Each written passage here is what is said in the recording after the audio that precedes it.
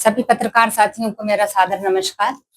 जैसा कि आपने मुझसे पूछा कि आज की जो प्रेस वार्ता है, ये जो हमारी राष्ट्रीय अध्यक्ष हैं आदरणीय अलका लांबा जी एवं प्रदेश अध्यक्ष आदरणीय रीना बोरासी जी के आदेश पर जो पूरे देश और प्रदेश में महिला सुरक्षा को लेकर हमने ये एक प्रेस वार्ता का आयोजन किया गया है। जैसा कि हम आप सभी को हमको विदित है कि पूरे देश और प्रदेश में इस समय महिला सुरक्षित नहीं है। ये जो सरकार है भाजपा की, वो महिलाओं को सुरक्षा देने में पूरी तरह असफल रही है। यदि हम देखें आंकड़ों के अनुसार, तो अभी हमारे पास मतलब इसमें जो भी आरोपी हैं, उसमें अधिकतर जो आरोपी हैं वो भाजपा के नेता हैं या कहीं ना कहीं उनके तार भाजपा से जुड़े हुए हैं। अभी हाल ही में हमने देखा एपिस्टिन फाइल, उसमें हरदीप पुरी जी का नाम आया जो कि केंद्रीय मंत्री हैं। पूरी महिला कांग्रेस ने राष्ट्रीय स्तर पर, प्रदेश स्तर पर और गांव-गांव और जिले स्तर पर हम लोगों ने आंदोलन किए और उनके इस्तीफे की मांग की, लेकिन उनके ऊपर कोई कार्रवाई नहीं हुई। हमारे पास एक लंबी लिस्ट है, यदि हम देखें तो भाजपा के कुलदीप सेंगर हैं, ब्रजभूषण हैं। अभी हाल ही में गोवा में एक पार्षद के बेटे ने कम से कम 20 से 25, 2 से 3 साल तक उन्होंने छोटी छोटी बेटियों के साथ दुष्कर्म किया और उनके ऊपर कोई कार्रवाई नहीं हुई है। और जब उनसे पूछा गया तो उन्होंने ये बताया कि उनको इसकी जानकारी नहीं है। पूरे जब वीडियो वायरल हुए तो क्या उनको इसकी जानकारी नहीं थी?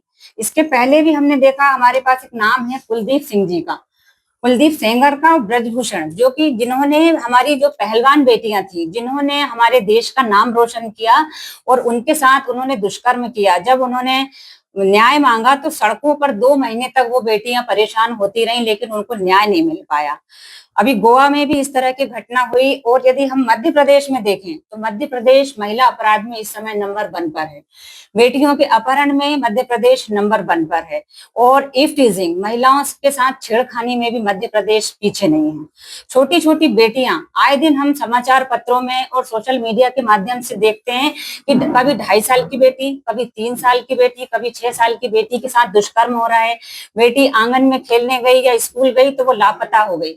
उसके बाद उसके साथ दुष्कृत्य करके और उसकी हत्या कर दी गई, या तो वो कहीं उसकी लाश खेत में मिल रही है या फिर कहीं किसी कचरे के डब्बे में मिल रही है। तो ये क्या है? ये एक तरह का जंगल राज चल रहा है, क्योंकि आरोपी जो हैं वो इतने बेखौफ हो गए हैं, उनको कहीं ना कहीं संरक्षण प्राप्त है। इससे ये निश्चित सिद्ध होता है कि संरक्षण प्राप्त है उन्हें, और वो बेखौफ होकर इस तरह की घटनाओं को अंजाम दे रहे हैं। उन्हें किसी तरह का कोई डर नहीं है। हमारा आज की प्रेस वार्ता करने का एक मुख्य उद्देश्य ये है कि हम मुख्यमंत्री मोहन यादव जी को ये बोलना चाहते हैं और उनसे हम अपेक्षा करते हैं कि इस तरह के अपराधियों के लिए कड़े से कड़े कानून बनाए जाएं और उनको इतनी कड़ी सजा दी जाए ताकि दोबारा से कोई भी अपराधी इस तरह का अपराध करने के पहले कम से कम 10 बार सोचे।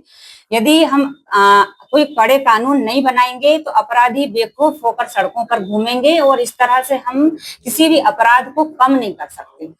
महिलाओं के साथ दुष्कर्म की घटना खत्म हो, और हमारा यही एक मुख्यमंत्री जी से कहना चाहेंगे कि कड़ी से मतलब ऐसे नियम बने, ऐसी एक कोर्ट बने जिसमें जल्दी से जल्दी निराकरण हो महिलाओं के साथ जो भी दुष्कर्म हो रहा है उसका।